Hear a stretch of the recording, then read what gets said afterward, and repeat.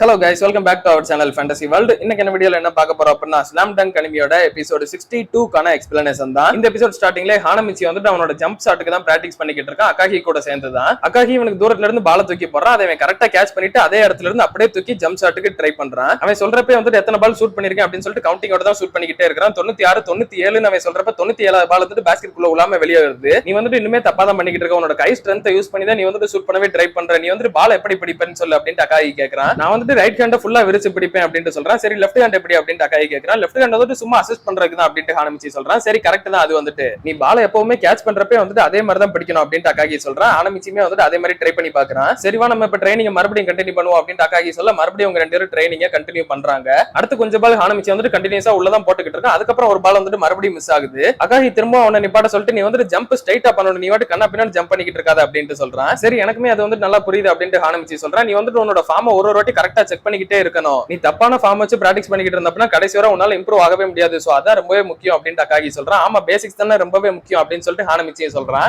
ஆமா அதே தான், நீ வந்துட்டு கண்டினியூஸா ரிப்பீட்டிவா பிராக்டிஸ் பண்ணிக்கிட்டே இருக்கணும், உன்னோட உடம்பே வந்துட்டு இந்த பொசிஷனை டிஃபால்ட்டா ஆக்சஸ் பண்ணிக்கிட்டே இருக்கணும், அந்த மாதிரி நீ வந்துட்டு உன்னோட பாடியை ட்ரெயின் பண்ணணும், அது வந்து கண்டினியூஸா பண்ண தான் வரும். சோ அதனால கண்டினியூஸா கரெக்டான ஃபார்ம்ல வச்சு நீ வந்துட்டு பண்ணிக்கிட்டே இரு அப்படின்னு சொல்லிட்டு அகாஹி சொல்றான். அப்பதான் ஹானமிச்சியோட ட்ரைனிங் ஷெட்யூலுமே வந்துட்டு ஒரு போர்ட்ல வந்துட்டு காட்டுறாங்க. காலையில 200 பால் ஷூட் பண்ணணும், மத்தியானம் 100 பால், சாயங்காலம் வந்துட்டு 300 பால் ஷூட் பண்ணணும். இதே தான் கண்டினியூஸா அவன் வந்துட்டு அடுத்த மேட்சுக்கு போறதுக்கு முன்னாடி வர பண்ணிக்கிட்டே இருக்க போறான். இது வந்து ரொம்பவே ஹார்டான ட்ரைனிங்கா தான் இருக்க போகுது. அடுத்து இப்படியே அவங்க ரொம்ப நேரம் பிராக்டிஸ் பண்ணி முடிச்சதுக்கு அப்புறமா ஹானமிச்சி ஒரு பால் ஷூட் பண்றான். 199 பால் ஷூட் பண்ணிட்டான். சரிவா லாஸ்ட் ஒன் அப்படின்னு சொல்லிட்டு அகாஹி வந்து லாஸ்ட் பாலுமே தூக்கி போறான். ஆனா அந்த பால் வந்துட்டு ஹானமிச்சிக்கு மிஸ் ஆயிடுது. லாஸ்ட் ஷாட்டை நீ வந்துட்டு இந்த மாதிரி மிஸ் பண்ணி எல்லாம் முடிக்க கூடாது, அதனால கரெக்டா முடிக்க ட்ரை பண்ணு அப்படின்னு சொல்லிட்டு அகாஹி வந்துட்டு மறுபடியும் ஒரு பால தூக்கி போடுறான். ஹானமிச்சியும் அதை ரிசீவ் பண்ணிட்டு இந்த வாட்டி கரெக்டா அந்த பால பேஸ்கெட்டுக்குள்ள தூக்கி போட்டுறான். காலையில ட்ரைனிங் இப்ப கம்ப்ளீட் ஆகுது. இவ்வளவு ஹார்டான பிராக்டிஸ் காலையிலே பண்ணதுனால ஹானமிச்சி வந்துட்டு கிளாஸ்ல வழக்கம் போல பயங்கரமா தூங்க ஆரம்பிச்சிடறான். அடுத்து மத்தியானம் லஞ்ச் பிரேக்மே வருது. அவனோட ஆஃப்டர்நூன் செஷனுக்கு போகணும். மத்தியானம் வந்து 100 பால் ஷூட் பண்ற கணக்கு. அதே மாதிரி தான் அகாஹி பால தூக்கி போட்டுக்கிட்டே இருக்கிறான். ஹானமிச்சி வந்து பேஸ்கெட் குள்ள கரெக்டா போட்டுக்கிட்டே இருக்கிறான். அந்த இடத்துல தான் ஹானமிச்சியோட ஃப்ரெண்ட்ஸ்மே உட்கார்ந்து அவன் முன்னாடி லஞ்ச் சாப்பிட்டுக்கிட்டு இருக்காங்க. ஹானமிச்சிக்கு இவங்களோட சத்தம் வந்து ரொம்பவே டிஸ்டர்பன்ஸா இருக்குது. கொரில்லா ஒரு நிமிஷம் இருங்க இந்த வாரேன் அப்படின்னு சொல்லிட்டு அவங்க கிட்ட போய் கத்த ஆரம்பிச்சிடறான். டேய் ஒழுங்கா இங்க உட்கார்ந்து லஞ்ச் சாப்பிடாம வேற எங்கேயாவது போங்கடா அப்படின்னு சொல்லிட்டு ஹானமிச்சி சொல்றான். டேய் நாங்க என்ன உன்னை தொந்தரவாடா பண்ணிக்கிட்டு இருக்கோம், நாங்க பாட்டுக்கு ஒரு மூலையில உட்கார்ந்து சாப்பிட்டுக்கிட்டு இருக்கோம், உனக்கு என்னடா அப்படின்னு சொல்லிட்டு தாக்கமியா கேட்கறான். என்னோட கான்சென்ட்ரேஷனை கெடுக்கிறதே நீங்க தான்டா, மரியாதையா வெளியே போங்கடா அப்படின்னு சொல்லிட்டு ஹானமிச்சி வந்துட்டு இவங்க 3 பேரையும் துரத்தி விட்டுட்டு அப்படியே கதவு பூட்டிடுறான். இவன் என்னடா இந்த விஷயத்துல இவ்வளவு சீரியஸா இருக்கிறானே அப்படின்னு சொல்லிட்டு ஹானமிச்சியோட ஃப்ரெண்ட்ஸ்மே வந்துட்டு நினைக்கிறாங்க.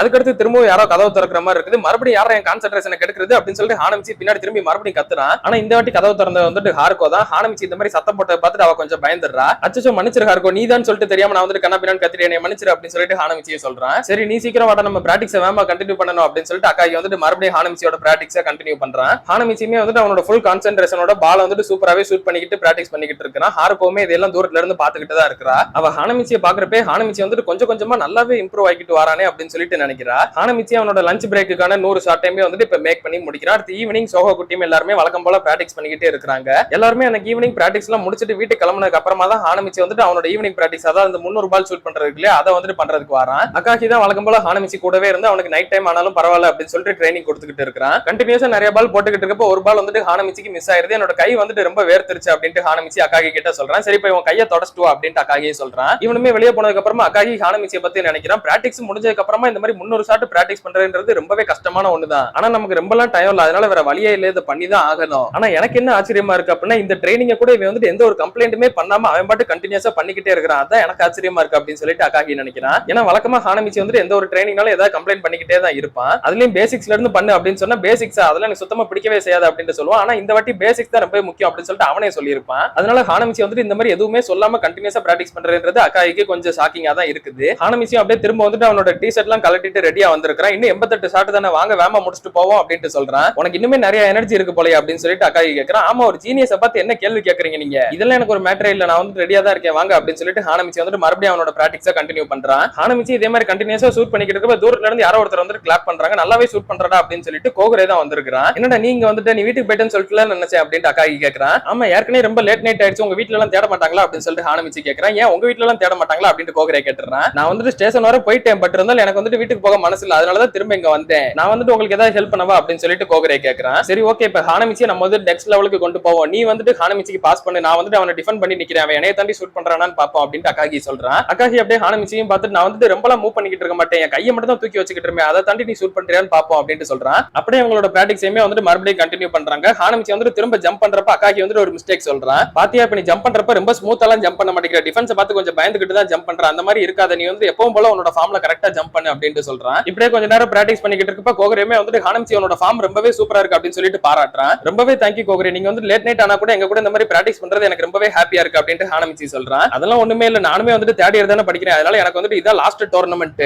அது மட்டும் இல்லாம ரியோனன் கூட விளையாடுற கேம் தான் வந்துட்டு இந்த டோர்னமெண்ட்ல நம்ம கடைசி கேமா இருக்குது. அதுக்கப்புறம் தான் நம்ம வந்துட்டு அடுத்த டோர்னமெண்ட் போவோமா இல்லையான்றதே முடிவாகும். அதனால நான் வந்துட்டு இந்த டீம் விட்டு போறப்ப எந்த ஒரு வருத்தமும் இல்லாம போகணும்னு சொல்லிட்டு நினைக்கிறேன் அப்படின்னு கோகரே சொல்றான். கண்டிப்பா நம்ம வந்து நேஷனல் சாம்பியன்ஷிப் போவோம் அப்படின்னு சொல்லிட்டு அகாகியுமே வந்துட்டு சொல்றான். ஆமா அதுவும் கரெக்ட் தான், சரி இன்னும் உங்களுக்கு எத்தனை ஷாட் ரிமைனிங் இருக்குது அப்படின்னு சொல்லிட்டு கோகரே கேக்குறான். இன்னும் 38 ஷாட் இருக்கு அப்படின்னு சொல்லிட்டு அகாகி சொல்றான். சரி வாங்க மறுபடியும் கண்டினியூ பண்ணுவோம் அப்படின்னு சொல்லிட்டு ஹானமிச்சி ஃபயர்டா மறுபடியும் கண்டினியூ பண்றான். அடுத்து அப்படியே 2 நாள் கடந்து போகுது. 2 நாளுக்கு அப்புறமா மறுபடியும் அந்த போர்டை காட்டுறாங்க. ஹானமிச்சி அவனோட ட்ரைனிங் எல்லாத்தையுமே வந்துட்டு சக்சஸ்ஃபுல்லா பண்ணிட்டான். இந்த பிராக்டிஸையும் முடிச்சுட்டு மேட்ச் டே அன்னைக்கு காலையில அவன் மட்டும் தனியா ஒரு கோர்ட்ல நின்னு பிராக்டிஸ் பண்ணிக்கிட்டு இருக்கான். ஹானமிச்சி அங்க வச்சு 200 ஷாட் தனியாவே மேக் பண்ணிட்டு அப்படியே படுத்துறான். இப்ப மேட்ச் நடக்கிறதுக்கான டைமே வந்துட்டு வருது. டாக்கிசாட்டோ டீம் அவங்களோட கோச்சோட பேசிக்கிட்டு இருக்காங்க. அவங்க கோச் வந்துட்டு என்னாலும் இன்னைக்கான கேம்ல நம்ம வந்துட்டு தோத்துறவே கூடாது, கண்டிப்பா சோகோகோவை டிஃபீட் பண்ணா மட்டும் தான் நம்ம செகண்ட் பிளேஸாவது பிடிக்க முடியும் அப்படின்னு சொல்லிட்டு இருக்காரு. இன்னொரு பக்கம் சோகோகோ டீமே எல்லாருமே நின்னுக்கிட்டு இருக்காங்க. ஆடியன்ஸ் எல்லாருமே வந்துட்டு என்னடா அந்த சோப்பு முடிய காணோம், அன்னைக்கு கேம்ல கூட சூப்பரா விளையாண்டானே அவன ஆள காணுமே அப்படின்ற மாதிரி அவனை பத்தி தான் பேசிக்கிட்டு இருக்காங்க. டேய் ஹானமிச்சிக்கு என்னாச்சு, அவன் எங்க இருக்கான்னு சொல்லிட்டு பாத்துவாடா அப்படின்னு சொல்லிட்டு கோகரே வந்துட்டு ஒரு ஃபர்ஸ்ட் இயர் பையனை அனுப்பி வைக்கிறான். அவனை பத்தி எல்லாம் நீங்க ரொம்ப யோசிக்கிறீங்க, அவன் இல்லனாலும் கேம் வந்து எப்பவும் போல தான் போகும் அப்படின்னு ரூகாவா சொல்றான். ரெஃபரியுமே இப்ப விசில் பண்ணிடுறாரு, 2 டீமும் உள்ள வாங்க அப்படின்னு சொல்லிட்டு. அகாயிக்கு ரொம்பவே டென்ஷன் ஆகி போச்சு. அந்த ஹானமிச்சி என்ன தாண்டா பண்ணிக்கிட்டு இருக்கான் அப்படின்னு சொல்லிட்டு கத்திக்கிட்டு இருக்கான். அந்நேரம் அந்த பாஸ்கெட் பால் கோர்ட்டுக்குள்ள யாரோ ஒருத்தர் வந்துட்டு வேற ஒரு கேம் விளையாண்டுட்டு இருப்பாங்க போல. அந்த பால் வந்துட்டு லைட்டா ஹானமிச்சியோட தலையில வந்துட்டு அடிக்குது. அதுக்கப்புறமா தான் அவன் எந்திக்கவே செய்யறான். அவன் சுத்தி முத்தி பார்த்ததுக்கு அப்புறமா தான் அங்க டைம் பாக்குறான். டைம் பார்த்துட்டு ரொம்பவே ஷாக் ஆகி போயிடுறான். ஐயோ கேம் ஸ்டார்ட் ஆயிருக்குமே அப்படின்னு சொல்லிட்டு பதறிடுறான். இன்னொரு பக்கம் கேம்குள்ள ரூகாவா வந்துட்டு வேற லெவல்ல டங்க் பண்ணி நிறைய பாயிண்ட் எடுத்து கொடுத்துக்கிட்டே இருக்கான். சோஹோக்கு 25 ஆப்பனன்ட் 16 சொல்லிட்டு இருக்காங்க. 10 நிமிஷம் கேம்ல முடிஞ்சிருச்சு.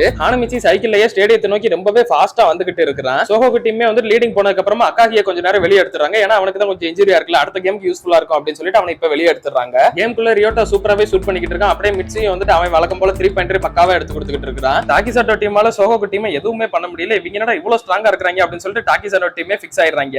பாயிண்ட்டுமே வந்துட்டு டாக்கிசாட்டோ 66 சோஹோக்கு 98 சொல்லிட்டு கேம் முடியறதுக்கு இன்னொரு 6 நிமிஷம் தான் இருக்குது.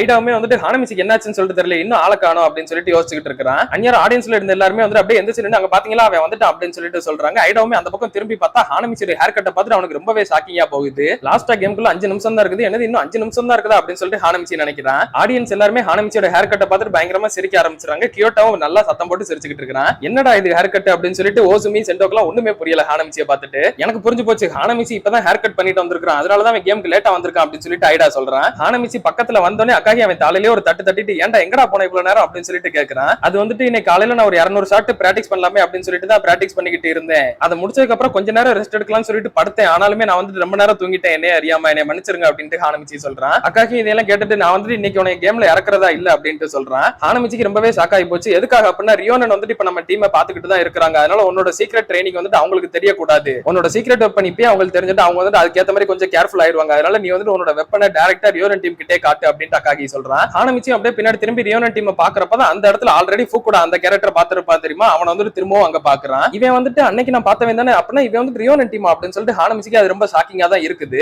அப்படியே அடுத்த 5 நிமிஷத்துல கேமே வந்துட்டு முடியுது. சோஹோக்கு 120, டாக்கிசாட்டோ வந்துட்டு 81 பாயிண்ட்னு சொல்லிட்டு ஒன் சைடாவே இந்த ஒரு கேமை சோஹோக்கு டீம் வின் பண்ணிட்டாங்க. இப்போ அதுக்கடுத்த கேம் வந்துட்டு ரெடி ஆகுது, கைனன் வெர்சஸ் ரியோனன். இதான் தரமான ஒரு கேமா இருக்க போகுது. 2 டீமே ஃபுல் ஃபயர்டா இப்ப உள்ள இறங்குறாங்க. அப்படியே கட் பண்ணி இதோட இந்த ஒரு எபிசோட முடிக்கிறாங்க. சோஹோக்கு டீம் தான் கைனன் டீமோட தோத்துட்டாங்க. ரியோனன் டீமாவது கைனன் டீமோட வின் பண்றாங்களா இல்ல அப்படின்னா கைனன் டீம் தான் வின் பண்ணி நம்பர் 1 ஸ்பாட்டை பிடிக்கிறாங்களான்றதெல்லாம் நம்ம அடுத்தடுத்த எபிசோட்ஸ்ல பார்த்து தெரிஞ்சுக்கிடலாம். அதையில நீங்க தொடர்ந்து பார்க்கணும்னு நினைச்சீங்க அப்படின்னா மறக்காம நம்ம சேனலை சப்ஸ்கிரைப் பண்ணி சப்போர்ட் பண்ணுங்க. அப்படியே இந்த எபிசோட் பிடிச்சிருந்தா மறக்காம ஒரு லைக்கையும் போட்டு போயிருங்க. நான் உங்களை இன்னொரு நல்ல வீடியோல வந்து மீட் பண்றேன். Bye guys.